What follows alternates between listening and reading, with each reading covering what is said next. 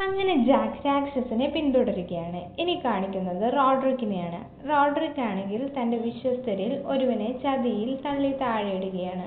അപ്പോഴാണ് വലിയ രണ്ട് രാക്ഷസന്മാർ അവിടേക്ക് വരുന്നത്. അവർ റോഡ്രിക്കിനെയും കൂടെയുള്ളവനെയും പിടിക്കാൻ ഒരുങ്ങുകയാണ്. അപ്പോഴേക്കും റോഡ്രിക്ക് തന്റെ കയ്യിലിരുന്ന സഞ്ചിയിൽ നിന്നും മാന്ത്രിക കിരീടം പുറത്തെടുക്കുകയാണ്. അതുയർത്തി നേരെ രാക്ഷസന് നേരെ കാണിക്കുകയാണ്. ജാക്ക് ആണെങ്കിൽ ആകെ ക്ഷീണിതനായിരിക്കുന്നു. അവൻ മുന്നോട്ട് ഓടുകയാണ്. അങ്ങനെ അവൻ രാക്ഷസന്മാരുടെ താവളത്തിലെത്തിയിരിക്കുന്നു.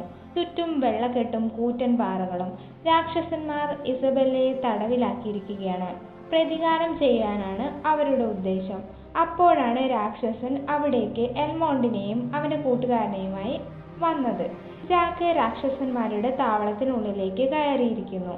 അവൻ അവിടെ മറഞ്ഞിരിക്കുകയാണ്. അപ്പോഴാണ് റോഡ്രിക്ക് കിരീടവും ധരിച്ച് അവിടേക്ക് വരുന്നത്. ഇത് കണ്ട് രാക്ഷസന്മാരെല്ലാം മുട്ടുമടക്കുകയാണ്.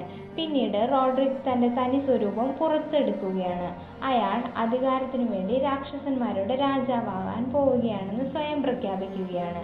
ഈ സമയം ജാക്ക് വരുന്നത് രാജകുമാരി കാണുകയാണ്. അവളുടെ മുഖത്ത് സന്തോഷം വരുന്നു.